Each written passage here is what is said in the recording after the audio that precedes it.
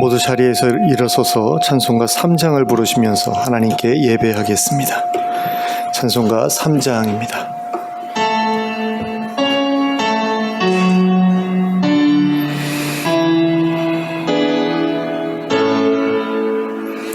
성부 성자와 성령 찬송과 영광 돌려보내세. 태초로 지금까지 또 영원 무궁토록 성삼위께 영광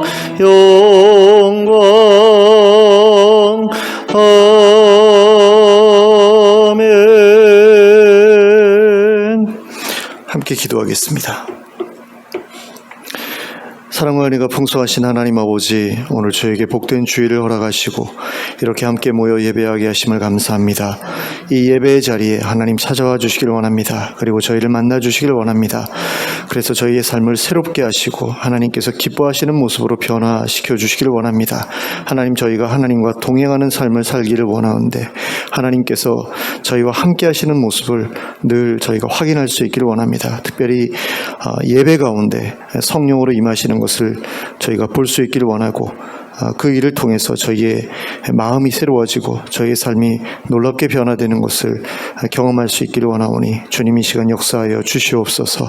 예수 그리스도의 이름으로 기도하였습니다. 아멘.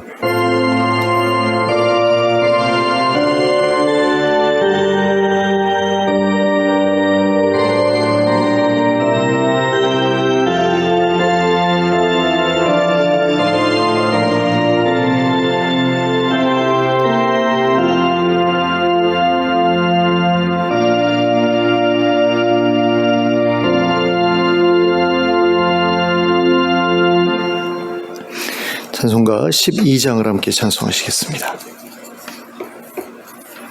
찬송가 12장입니다.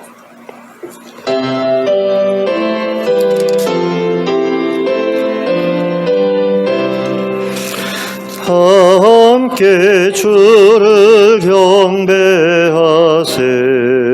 주 같은 이가 어디 있을까. 주 앞에 찬양을 드리니 주 성령이여 나를 도우사. 주 기뻐하실 노래 불러서 그 이름 찬양하게 하소서. 내 주여 나를 인도하사 아버지 품에 살게 하시고 주 성령 냉실 살피사 내 맘과 뜻을 주관하시고 주 성령 내 맘 열어주시사 참 평화 간직하게 하소서. 주 성령 나를 감하사 새 노래 나의 맘에 솟으니 참되고 간절한 기도로 다 주께 영광 돌려보내고 주 성령 내 맘 열어주시사 내 주를 찬양하게 하소서. 말할 수 없는 탄식으로 날 위해 친히 간구하시는 주 성령 나랑 상도없나니 이 천한 몸은 주의 하시며 주님의 기업 이을 자임을 나 밝히 알게 하여 주소서. 아멘. 교독문 82번 빌립보서 2장을 함께 교독하시겠습니다. 교독문 82번 빌립보서 2장입니다. 함께 교독하겠습니다. 너희 안에 이 마음을 품으라. 곧 그리스도 예수의 마음이니 그는 근본 하나님의 본체시나 하나님과 동등됨을 취할 것으로 여기지 아니하시고 오히려 자기를 비워 종의 형체를 가지사 사람들과 같이 되셨고 사람의 모양으로 나타나사 자기를 낮추시고 죽기까지 복종하셨으니 곧 십자가에 죽으심이라. 이러므로 하나님이 그를 지극히 높여 모든 이름 위에 뛰어난 이름을 주사 하늘에 있는 자들과 땅에 있는 자들과 땅 아래에 있는 자들로 모든 눈물을 예수의 이름에 꽂게 하시고 모든 입으로 예수 그리스도를 주라 시인하여 하나님 아버지께 영광을 돌리게 하셨느니라. 아멘. 사도신경으로 우리의 신앙을 고백하겠습니다. 전능하사 천지를 만드신 하나님 아버지를 내가 믿사오며 그 외아들 우리 주 예수 그리스도를 믿사오니 이는 성령으로 잉태하사 동정녀 마리아에게 나시고 본디오 빌라도에게 고난을 받으사 십자가에 못 박혀 죽으시고 장사한 지 사흘 만에 죽은 자 가운데서 다시 살아나시며 하늘에 오르사 전능하신 하나님 우편에 앉아 계시다가 저리로서 산 자와 죽은 자를 심판하러 오시리라. 성령을 믿사오며 거룩한 공회와 성도가 서로 교통하는 것과 죄를 사하여 주시는 것과 몸이 다시 사는 것과 영원히 사는 것을 믿사옵나이다. 아멘. 모두 자리에 앉으셔서 찬송가 187장을 부르시면서 하나님께 봉헌드리겠습니다. 찬송가 187장입니다.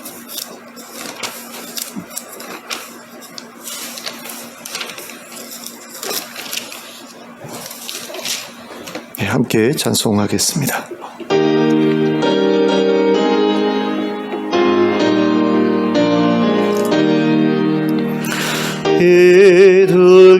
이들기같이 온유한 은혜의 성령 오셔서 거친 마음으로 만지사 위로와 평화 주소서. 진리의 빛을 비추사 주의 길 바로 걸으며 주님을 곁에 모시고 경건히 살게 하소서. 주님과 동행하면서 거룩한 길로 행하며 진리의 예수 붙잡고 길 잃지 않게 하소서. 연약한 나를 도우사 하나님 나라 이르러 주님의 품에 안기는 영원한 안식 주소서. 아멘. 함께 기도하겠습니다.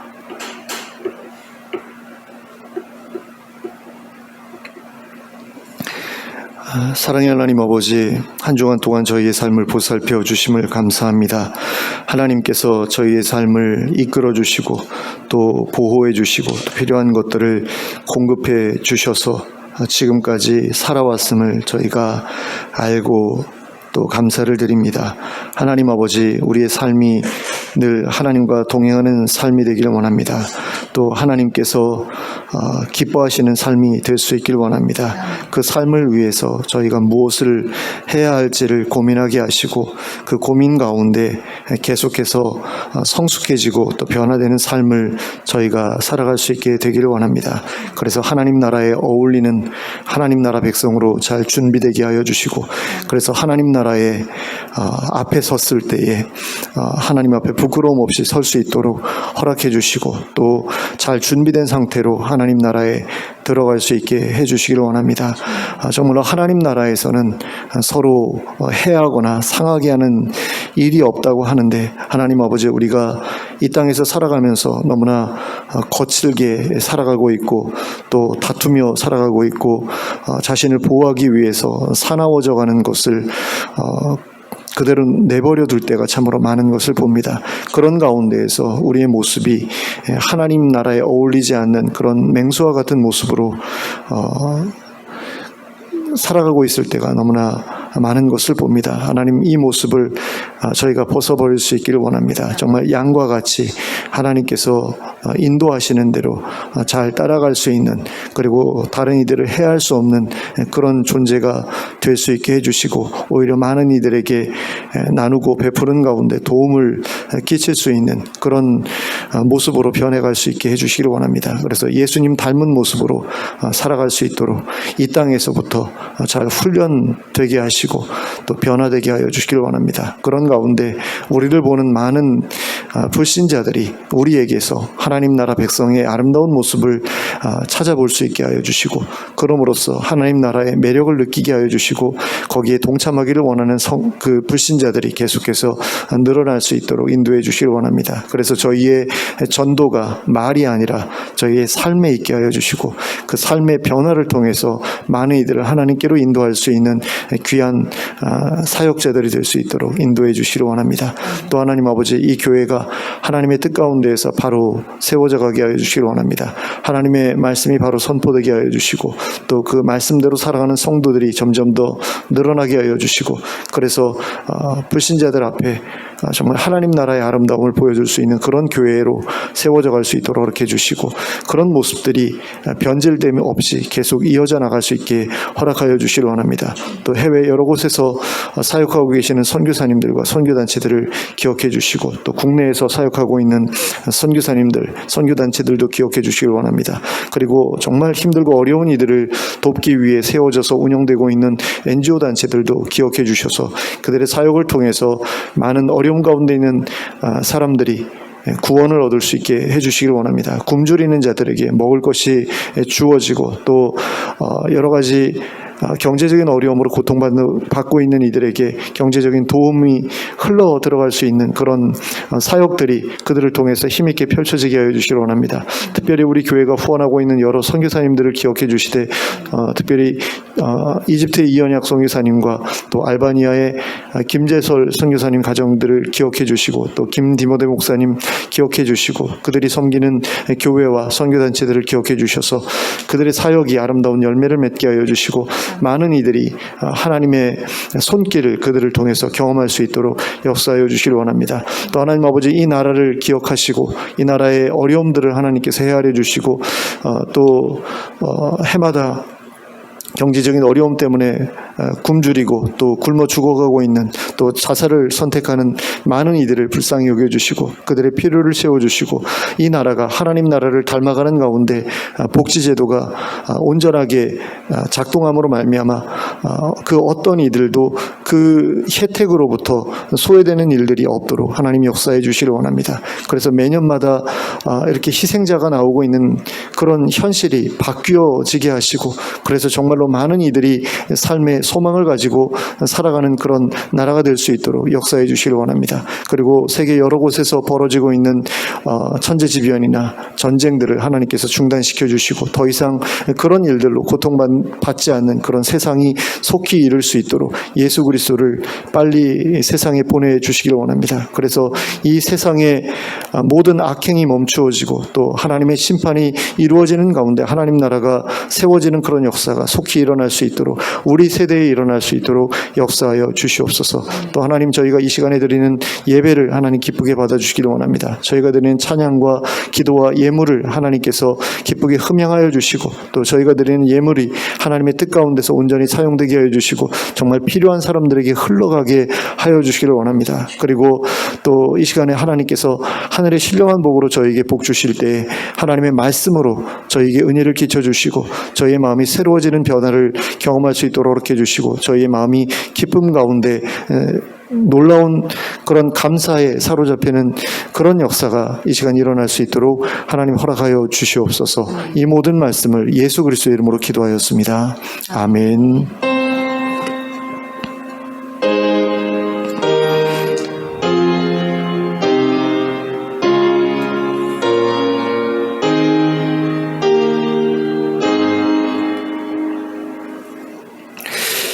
교회 아픈 분들 위해서 계속해서 기도해 주시기를 부탁드리겠습니다. 이제 좌우를 둘러보시면서 서로 인사 나누시기 바랍니다. 잘 오셨습니다. 반갑습니다. 하나님의 말씀 함께 보시겠습니다. 사도행전 2장 42절부터 47절까지 말씀입니다. 사도행전 2장 42절부터 47절까지 말씀을 함께 보시겠습니다.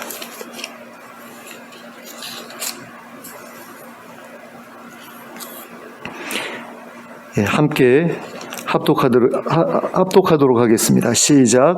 그들이 사도의 가르침을 받아 서로 교제하고 떡을 떼며 오로지 기도하기를 힘쓰니라.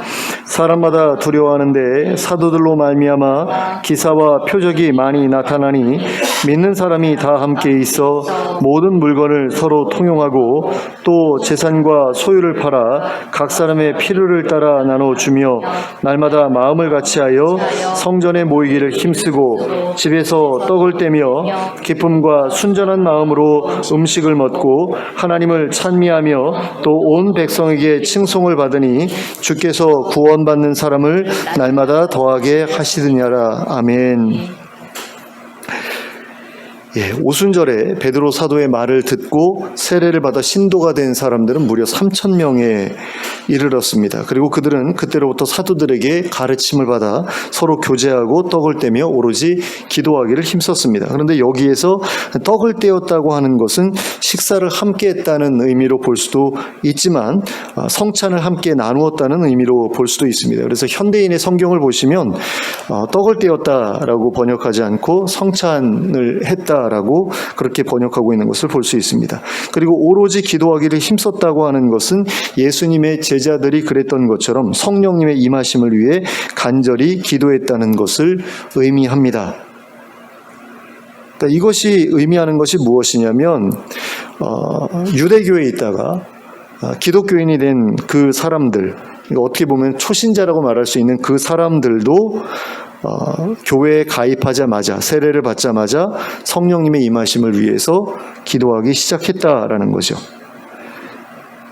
그러니까 초기 예루살렘 교회 신자들은 세례를 받자마자 그 즉시로 성령님을 받기 위한 기도를 시작했다, 이렇게 말할 수 있다라는 겁니다. 그러므로 오늘날의 교회들 역시 초신자들에게 성령님을 받기 위해 기도하라고 가르쳐 주어야 합니다. 그리고 그렇게 기도할 수 있는 환경도 마련해 주어야 합니다. 이미 교회 안에 기도 모임이 존재하고 있다면 초신자들이 그 기도 모임에 참석할 수 있도록 권면해야 합니다. 그런데 오늘날의 교회들을 보면 기도 모임에 참석하는 분들 대부분이 신앙생활을 오래 하신 분들인 것을 볼 수 있습니다.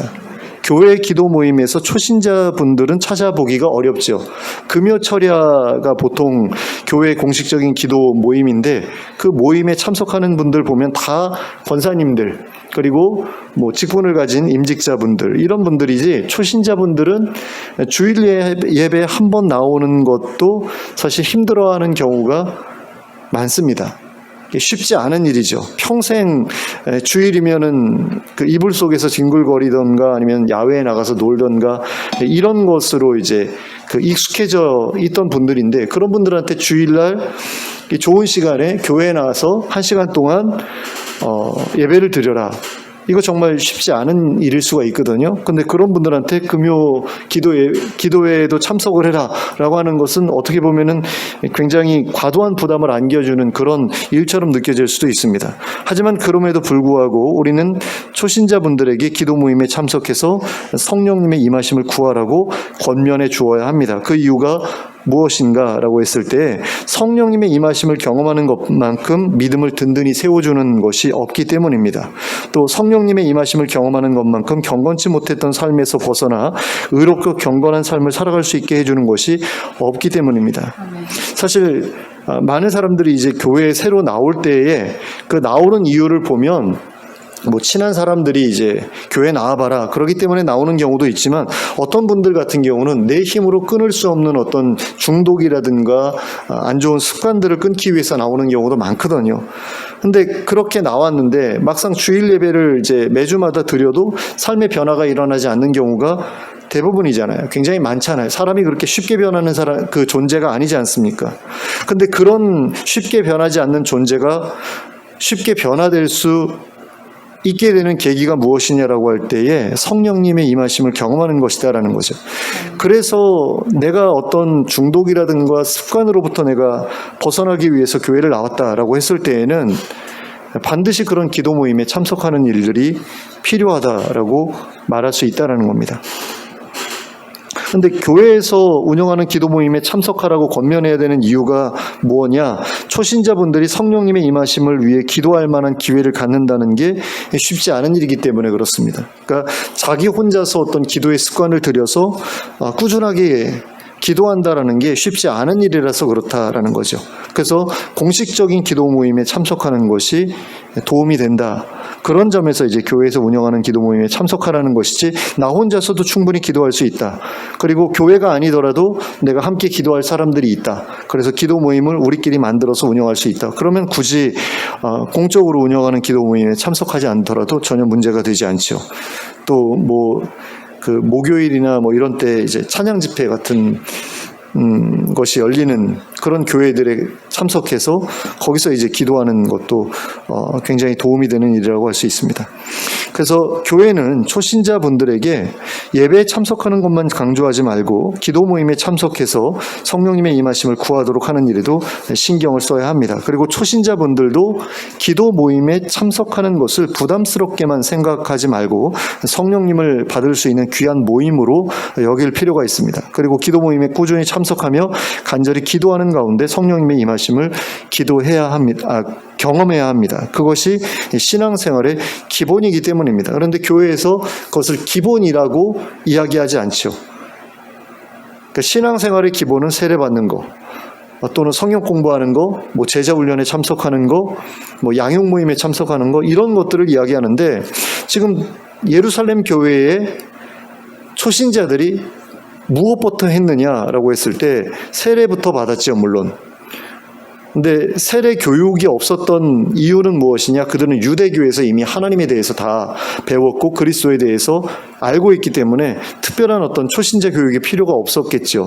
세례 준비하는 그런 교육이 필요 없었기 때문에 세례부터 받았겠지만 우리에게는 그런 세례를 위한 기본 교육도 필요할 것이고 그 다음에 세례도 필요할 것인데 이 세례를 받는 것과 더불어서 우리에게 필요한 것이 기본적으로 필요한 것이 바로 성령님의 임하심을 위해서 기도하는 것이고 그것을 경험하는 것이다. 이 부분을 여기에서 우리가 발견할 필요가 있다는 겁니다. 근데 많은 교회들이 교회들이 이것들을 가볍게 취급하고 이것에 대해서 강조하지 않고, 그래서 신앙생활을 오래 하고 또 임직자가 되었음에도 불구하고 성령 체험을 한 번도 못 해본 그런 분들도 있다라는 것은 어떤 면에서는 굉장히 잘못된 일이고 비극적인 일이라고도 말할 수 있는 거죠.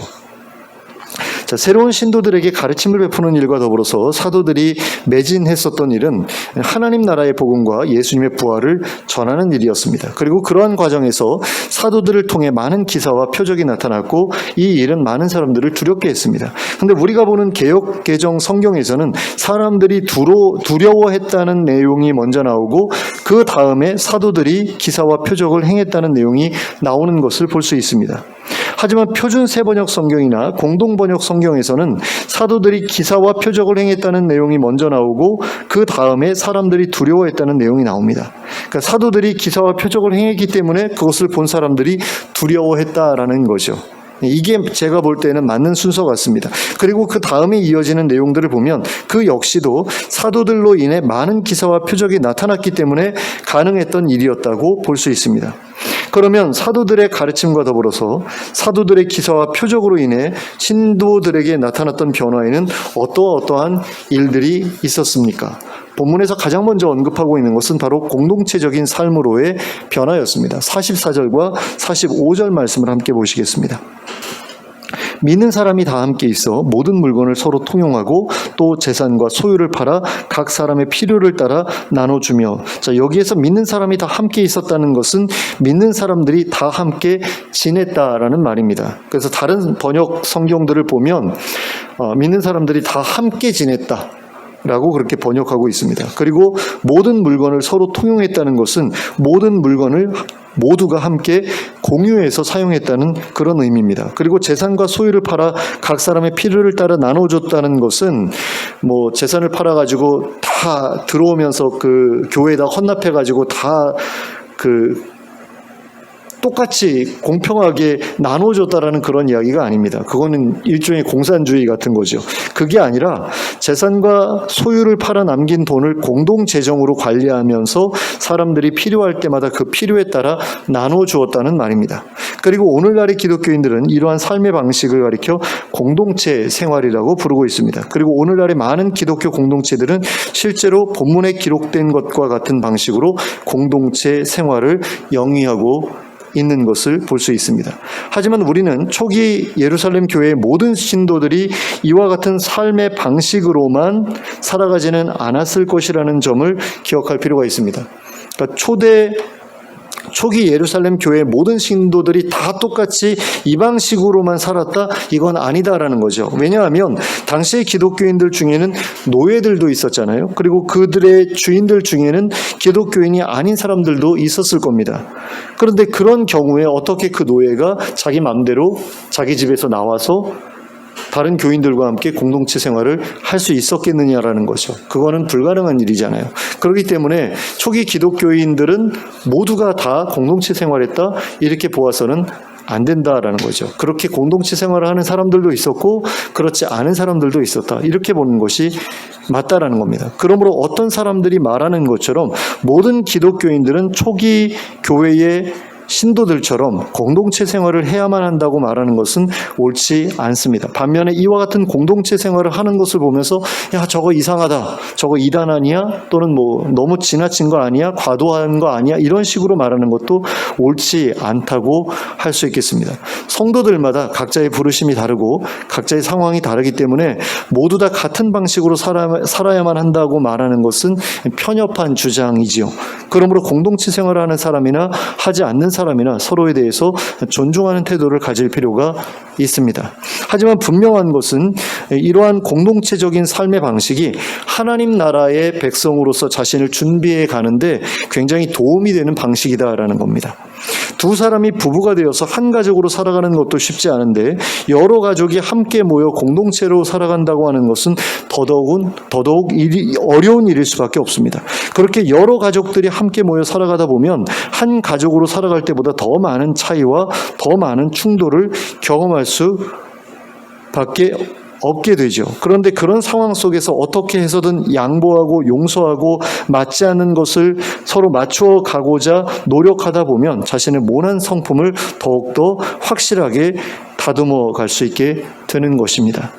그래서 중도에 포기하고 공동체를 떠나지만 않는다면 다른 이들을 오래 참게 되고 또 온유하게 대하게 되고 시기하지 않게 되고 자랑하지 않게 되고 교만하지 않게 되고 무례히 행치 않게 되고 자기의 유익을 구하지 않게 되고 성내지 않게 되고 악한 것을 생각하지 않게 되는 그 하나님의 백성다운 그런 사랑의 성품을 소유한 자로 다듬어져 가게 된다라는 거죠.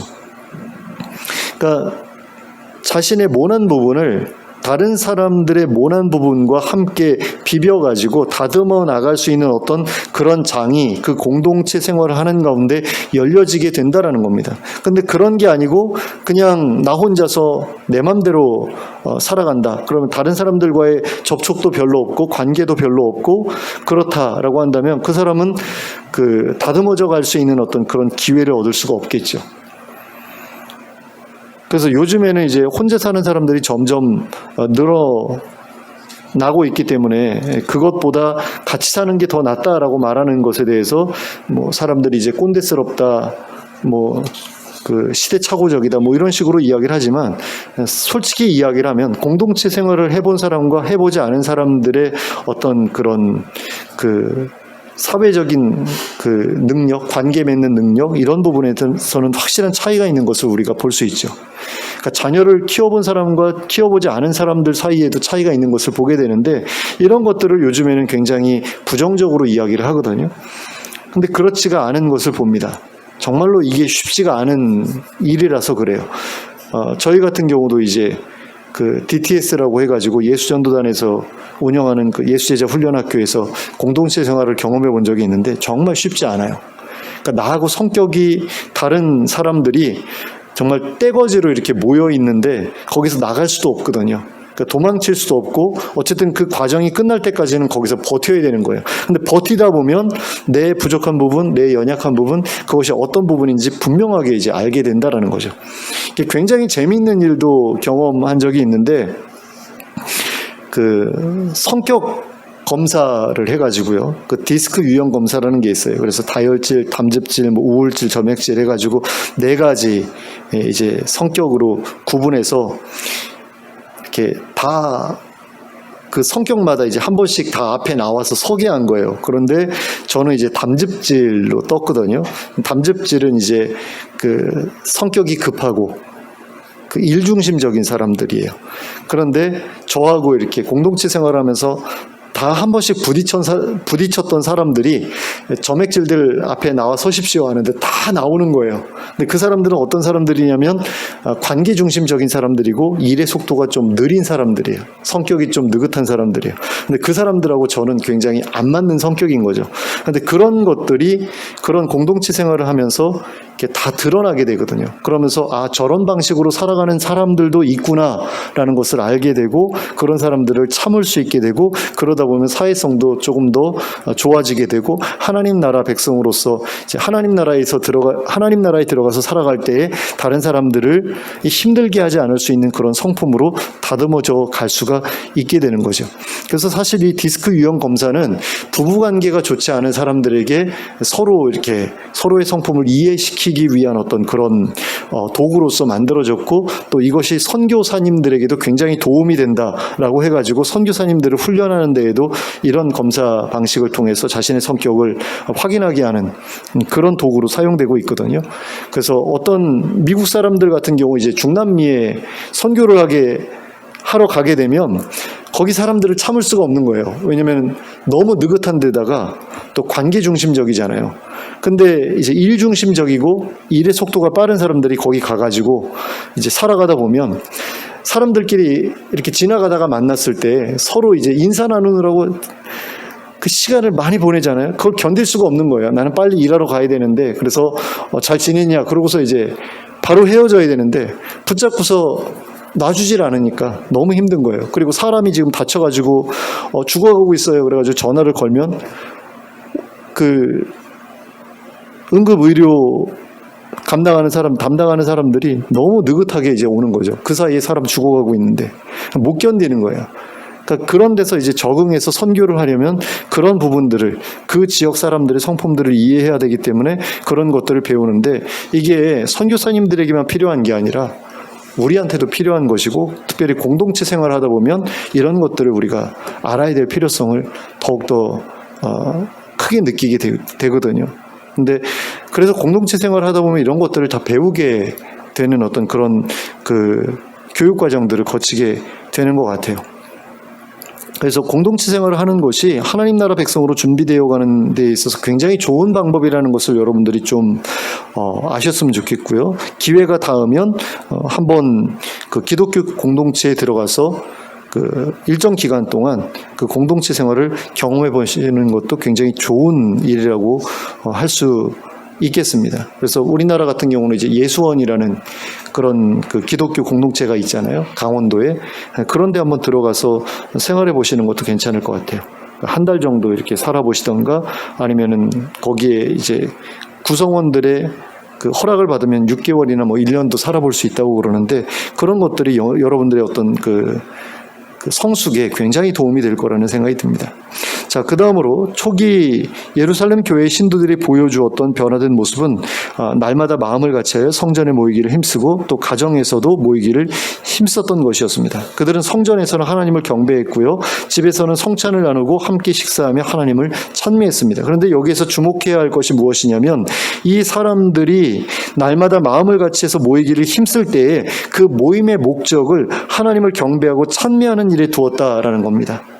이들은 하나님 나라의 복음을 듣고 하나님 나라를 소망하게 된 사람들이었죠. 그리고 그로 인해 그들은 하나님께 감사한 마음을 금할 수 없었고 크게 기뻐하지 않을 수 없게 되었습니다. 그래서 그들은 그 기쁨에 못 이겨 날마다 성전에 모였고 집에서도 모였습니다. 같은 소망을 가진 성도들과 함께 모이는 그 자체가 그들에게는 큰 기쁨이 되었기 때문입니다. 그들에게는 다른 성도들과 같이 함께 예배하는 것도 기쁨이었고 같이 식사하는 것도 기쁨이었습니다. 그리고 그렇게 모이는 것이 하나도 지겹거나 지루하지 않았습니다. 오늘날에도 하나님 나라의 복음을 듣고 하나님 나라의 소망을 품게 된 사람들은 하나님을 향한 깊은 감사와 큰 기쁨에 사로잡히게 되기 마련입니다. 그리고 그런 사람들에게는 다른 성도들과 함께 하나님의 말씀을 공부하는 시간이나 함께 기도하는 시간이 즐겁고 행복한 시간, 그리고 매일같이 기다려지는 시간이 됩니다. 그리고 그러한 시간들이 조금도 지겹거나 지루하게 느껴지지 않습니다. 버겁거나 부담스럽게 느껴지지도 않습니다. 그런 모임에 참석해 있다 보면 시간이 가는 것조차 아깝고 시간이 언제 그렇게 흘러가는지도 모를 정도가 됩니다. 이러한 모습이 바로 하나님의 은혜를 깊이 깨닫고 하나님의 약속을 확신하게 된 사람들에게 나타나는 변화라고 할 수 있습니다. 하나님께서 베풀어 주신 은혜가 얼마나 큰지, 또 하나님께서 약속하신 것이 얼마나 귀한 것이고 감사한 것인지를 깨달은 사람들에게는 하나님을 예배하는 시간이나 하나님께 기도하는 시간이 지루한 시간이 아니라 기쁨의 시간이 됩니다. 그리고 이와 같은 변화는 성령님께서 역사하시지 않으면 경험할 수 없는 변화이기도 합니다. 그러므로 성령님께서 함께 하시는 예배에 참석해 본 사람만이 이와 같은 경험을 할 수 있게 됩니다. 그리고 그런 예배를 통해 성령님을 받게 된 사람이라면 그 누구보다 더 확실하게 이러한 변화를 경험하게 됩니다. 그러므로 예배에 참석할 때마다 성령님의 임하심을 구하며 기도하는 여러분들이 되시기 바랍니다. 예배가 시작되기 전에 성령님의 임하심을 구하며 기도하시기 바랍니다. 그리고 성령님께서 역사하시는 예배를 경험하시기 바랍니다. 그러면 여러분들이 참석하시는 예배가 이전과는 확실히 다른 예배가 될 것입니다. 하나님의 말씀이 깨달아지고 하나님의 은혜가 깨달아지는 가운데 하나님을 향한 감사와 기쁨으로 가득한 예배가 될 것입니다. 이런 변화를 여러분들이 좀 경험하셨으면 좋겠습니다. 예배가 늘 지겹다, 지루하다, 설교는 하나도 못 알아먹겠다, 이게 이유가 뭐냐라고 했을 때 결국에는 성령님께서 임하시는 그런 경험을 한 적이 없기 때문이다, 이렇게 볼 수 있거든요. 그래서 예배 시작 전에 다른 분들하고 이야기하는 그거보다 이 예배 시간에 성령께서 임하셔서 그 운행하시는 그것을 내가 경험할 수 있게 해달라고 좀 기도하면서 예배를 준비하는 그런 여러분들이 되셨으면 좋겠어요. 그리고 정말로 그런 예배를 경험하셔서 여러분들의 예배가 기쁨으로 가득 찬 예배가 될 수 있었으면 좋겠습니다. 자, 그런데 이렇게 새로운 신도들이 사도들의 가르침을 받아 변화된 삶을 살아가게 되자 온 백성이 이들을 칭송하기 시작했다라고 기록하고 있는 것을 볼 수 있습니다. 자기들이 보기에 성도들의 삶이 매우 훌륭해 보였기 때문이겠죠.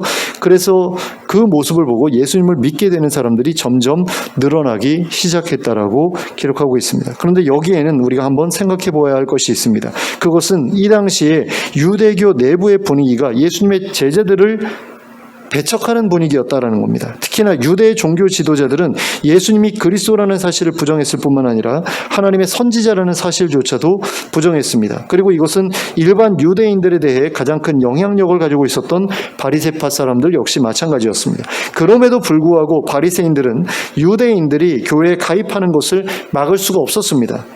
굉장히 강력한 영향력을 가지고 있었거든요. 바리새인들은. 왜냐하면 바리새인들과 유대인들의 삶은 서로 분리하기가 굉장히 어려운 상태에 있었어요. 왜냐하면 바리새파 사람들이 주로 서기관이라는 그런 일을 했는데 이 서기관이라는 사람들은 공증 같은 역할도 감당을 했던 사람들이거든요. 그리고 또 과부들의 유산을 관리하는 어떤 그런 대리인의 역할도 감당을 했고요. 그래서 어떤 글을 읽지 못하는 사람들에게 성경을 가르쳐주는 일들도 이 사람들이 했고, 그러다 보니까 일반 유대인들과 바리새인들의 그 관계는 굉장히 밀접한 그런 관계였고, 그래서 바리새인들이 유대인들에게 끼치는 영향력은 우리가 생각하는 것보다 더 컸다라는 겁니다. 그럼에도 불구하고 바리새인들이 이 일을 막을 수 없었다라는 것은 무엇 때문이었느냐라고 했을 때 첫 번째 이유는 사도들을 통해 일어나는 기사와 표적들 때문이 아니었겠나, 이렇게 생각해 볼 수 있을 것 같습니다. 그러니까 하나님 아니면 그 누구도 일으킬 수 없는 일들이 사도들을 통해서 벌어졌잖아요. 그러면 이 사도들이 이끄는 이 공동체는 하나님께서 함께 하시는 공동체 아니겠습니까? 그런데 거기에 가입하는 것을 누가 막을 수 있었겠어요? 그리고 두 번째 이유로 생각해 볼 수 있는 것은 성도들의 변화된 모습 때문이었을 것이다라는 거죠. 사실 바리새인들이 유대인들에게 큰 영향력을 행사할 수 있었던 이유는 바로 그들의 경건한 모습 때문이었습니다. 그리고 바리새인들은 그러한 영향력을 점점 더 키우기 위해서 의도적으로 사람들이 보는 앞에서 기도하거나 사람들이 보는 앞에서 자선을 베푸는 일에 많은 노력을 기울여 왔어요. 그래서 예수님께서 그것을 보시면서 외식한다라고도 말씀하셨잖아요. 근데 그렇게 외식하는 바리새인들의 그런 모습보다도 성도들의 모습이 유대인들 보기에 더 의롭고 경건해 보였던 거죠. 그러니 바리새인들의 말이 예전과 같은 영향력을 가질 수 없게 된 것은 당연한 일일 수밖에 없었습니다. 그래서 바리새인들의 방해에도 불구하고 교회에 가입하는 유대인들이 점점 더 늘어날 수밖에 없었다라는 거죠. 근데 오늘날에는 그와 같은 일들을 찾아보기가 어렵게 된 것이 현실입니다. 교회를 통해 기사와 표적이 나타나는 것도 드물어졌고요. 성도들의 변화된 삶으로 인해 세상 사람들이 감동을 받거나 도전을 받게 되는 일들도 드물어졌습니다. 교회 다닌다고 하면 오히려 세상 사람들이 경계부터 하는 그런 상황이 된 것 같기도 합니다. 물론 여기에는 기독교를 자처하는 여러 이단들이나 사교 집단들로 인해 벌어진 폐해들이 한몫을 한 것이 사실입니다. 하지만 정통교단에 속해 있는 교회들 중에도 이단들이나 사교 집단들 못지않게 사회에 폐해를 끼친 교회들이 적지 않습니다. 그래서 제자 훈련한다면서 성도들한테 인부를 먹이고 하는 그런 교회들이 있었죠. 그 재판 결과가 얼마 전에 나온 것 같은데 징역 살게 된 것 같기도 하고요. 제가 기억을 정확하게는 못하겠어요. 근데 그런 교회들이 한두 교회가 아니었지 않습니까? 그래서 이제는 교회가 사회로부터 존중을 받기보다는 무시를 당하고 외면을 당하는 그런 시대가 되었습니다. 물론 초기 기독교 시대에도 교회에 대한 무시나 외면이나 핍박이 있기는 했었습니다. 하지만 그 당시에 그와 같은 일들이 벌어졌던 것은 기독교에 대한 오해 때문이었지 교회가 사회에 폐해를 끼쳤기 때문이 아니었습니다. 그 당시에 교회에 대해서 사람들이 무슨 오해를 했느냐? 자기들끼리 모여가지고 아이를 잡아먹는다. 뭐 이런 오해도 있었어요. 왜냐하면 성찬식을 하는데 그 성찬식에 참여할 수 있는 사람들이 세례받은 사람들 뿐이었거든요. 근데 세례받지 못한 사람은 성찬식에 참여를 하지 못했고 예배 중간에 밖으로 이제 나가야 됐어요. 그러면 그때 도대체 무슨 일이 그 안에서 벌어지고 있느냐, 사람들이 굉장히 궁금했을 것 아닙니까? 근데 살과 피를 먹고 마신다는 그런 이야기를 하는 거예요. 그러니까 그렇게 오해할 수도 있었던 거죠. 그리고 기독교인들이 모여가지고 서로 형제님 자매님하고 부르니까 형제 자매가 같이 이렇게 모여서 살아간다 이게 아니고, 남편과 아내도 서로 형제님 자매님 이렇게 부르니까 이거 근친상간을 한다라는 그런 오해도 퍼졌었다라고 그러더라고요. 그러니까 이런 식으로 오해를 받았기 때문에 핍박을 받았었지, 어떤 사회적인 그 폐해를 일으켜서 핍박을 받았었던 게 아니다라는 겁니다. 게다가 그 당시에는 교회를 핍박하는 사람들조차도 기독교인들의 정직함과 충직함에 대해서만큼은 인정을 했고 또 그것을 칭찬하는 그런 일들이 적지 않았습니다. 그리고 기독교가 이 땅에 처음 들어왔을 때에도 그와 비슷했던 것을 볼 수 있습니다. 여러 가지 이유로 뭐 제사를 금지한다, 뭐 그다음에 신분을 부정한다, 신분의 어떤 차이를 부정한다, 이런 것들 때문에 교회를 핍박하면서도 성도들의 정직함에 대해서는 칭찬하는 분위기가 있었다라는 거죠. 근데 오늘날의 한국 사회는 더 이상 교회를 존중하지 않게 되었습니다. 그리고 이것은 분명히 오늘날의 교회들이 과거의 교회들과 다른 길을 걷고 있기 때문이라고 할 수 있습니다. 오늘날의 성도들은 의롭고 경건한 삶이 아니라 세상에서 성공해서 부귀영화를 누리는 삶을 추구하면서 살아가고 있죠. 세상 사람들과 동일한 욕망에 사로잡힌 채 이기적이고 탐욕스러운 모습으로 살아가고 있는 것을 볼 수 있습니다. 그래서 교회는 세상과 구별될 만한 모습을 잃어버리고 말았다, 이렇게 볼 수 있을 것 같습니다. 그러면 교회는 어떻게 해야 이렇게 타락한 모습에서 벗어나서 초기 예루살렘 교회가 세상에 보여주었던 모습과 같은 모습으로 회복될 수 있겠습니까? 이에 대한 해답을 찾기 위해서 우리가 생각해 보아야 하는 것은 그 당시의 교회와 오늘날의 교회 사이에 어떠한 차이점이 있는가 하는 것이라고 할 수 있습니다. 그리고 그 차이는 확실히 성령님의 임하심을 경험했느냐 아니냐의 차이라고 할 수 있을 것 같습니다. 왜 이렇게 말할 수 있는가 하면, 오늘날에도 여전히 세계 여러 곳에서 벌어지고 있는 부흥의 현상이 바로 초대 예루살렘 교회의 모습과 너무나 비슷하기 때문입니다. 오늘날에도 성령님의 강력한 임재를 통해 부흥을 경험한 신앙 공동체에서는 그때와 똑같은 일들이 벌어지는 것을 보게 됩니다. 놀라운 삶의 변화가 일어나는 것을 볼 수 있다는 거죠. 그러한 신앙 공동체에서는 수많은 사람들이 과거의 잘못된 습관에서 벗어나 새로운 삶을 시작하는 것을 볼 수 있습니다. 그리고 그러한 변화를 곁에서 지켜본 불신자들도 예수님을 영접하고 그 공동체의 일원이 되어 동일한 변화의 삶을 살아가기 시작하는 것을 볼 수 있다라는 겁니다. 그러니까 성령님의 강력한 임재를 통해서 부흥이 일어난다. 그러면 그곳에서는 초대교회와 비슷한 그런 현상들이 나타난다라고 했을 때, 그러면 오늘날의 교회와 그 당시의 교회 사이에는 또 부흥하는 그런 어떤 공동체와 부흥을 경험한 공동체와 그렇지 않은 공동체 사이에는 어떤 차이가 있느냐라고 했을 때, 성령의 강력한 임재가 있었느냐 없었느냐의 차이가 있다라는 거죠. 그러므로 교회가 교회다움을 회복하고 세상과 구별된 모습으로 세워지기 위해서 필요한 것은 성경 공부나 제자 훈련보다는 성령님의 임하심을 위해 기도하는 것이다 라고 할 수 있다는 겁니다. 그리고 성령님의 임하심을 경험하는 것이다 라고 할 수 있다는 거죠. 그러므로 성령님의 임하심을 위해서 간절히 기도하는 여러분들이 되시기 바랍니다. 그리고 성령님의 임하심을 실제로 경험하는 여러분들이 되시기 바랍니다. 그래서 과거의 잘못된 삶의 방식으로부터 벗어나 의롭고 경건한 삶을 시작함으로써 하나님의 백성다운 모습에 더 가까이 다가설 뿐 아니라 그러한 삶의 변화를 통해 하나님의 살아계심과 하나님 나라의 소망을 힘있게 증거하는 저와 여러분이 될 수 있기를 예수 그리스도의 이름으로 축원합니다. 아멘. 함께 기도하겠습니다. 사랑의 하나님 아버지, 초기 예루살렘 교회의 모습을 보면서 많은 불신자들이 칭찬했던 것을 보았습니다.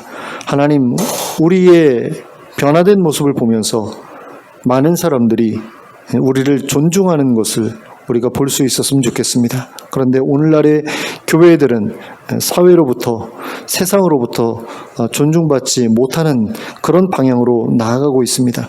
하나님, 우리가 여기에서 돌이킬 수 있게 되기를 원합니다. 교회를 교회답게 세울 수 있게 되기를 원하고, 교회를 통해서 하나님 나라의 영광을 세상 사람들에게 보여줄 수 있게 되기를 원합니다.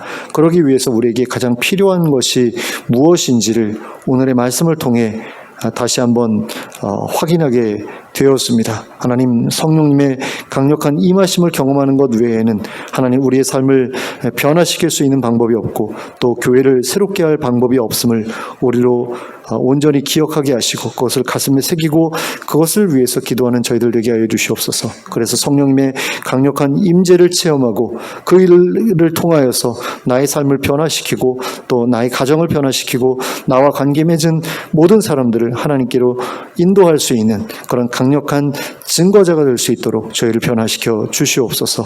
예수 그리스도의 이름으로 기도하였습니다. 아멘. 모두 일어서서 찬송가 182장을 함께 찬송하겠습니다.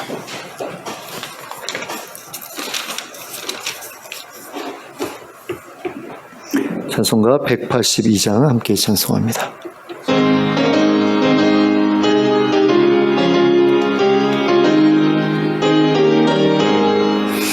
강물같이 흐르는 기쁨 성령 강림함이라. 정결한 마음 영원하도록 주의 거처 되겠네. 주님 주시는 참된 평화가 내 맘속에 넘치네. 주의 말씀에 거센 풍랑도 잠잠하게 되도다. 나의 생명 소생케 됨은 성령이 마심이라. 모든 의심 슬픔 사라져 주의 평강 넘치네. 주님 주시는 참된 평화가 내 맘속에 넘치네. 주의 말씀에 거센 풍랑도 잠잠하게 되도다. 하늘에서 단비 내리고 햇빛 찬란함같이 우리 마음에 성령이만이 주님 보내심이라. 주님 주시는 참된 평화가 내 맘속에 넘치네. 주의 말씀에 거센 풍랑도 잠잠하게 되도다. 생명신에 넘쳐 흘러서 마른 광야 적신이 의의 열매 무르익어서 주수를 기다리네. 주님 주시는 참된 평화가 내 맘속에 넘치네. 주의 말씀에 거센 풍랑도 잠잠하게 되도다. 놀라우신 주의 은혜로 그의 얼굴 뵙겠네. 평화로운 안식처에서 영원토록 쉬겠네. 주님 주시는 참된 평화가 내 맘속에 넘치네. 주의 말씀에 거센 풍랑도 잠잠하게 되도다. 아멘. 함께 기도하겠습니다. 이제는 우리 주 예수 그리스도의 은혜와 하나님 아버지의 극진하신 사랑과 성령님의 감동감화 교통하심이 성령님의 강력한 임재를 경험함으로 말미암아 삶의 변화를 경험하고 하나님의 백성다운 삶의 모습으로 하나님의 살아계심과 하나님 나라의 소망을 확증하고 증거하기를 소원하는 주의 백성들 머리 위에 지금부터 영원토록 함께 하실지어다. 아멘.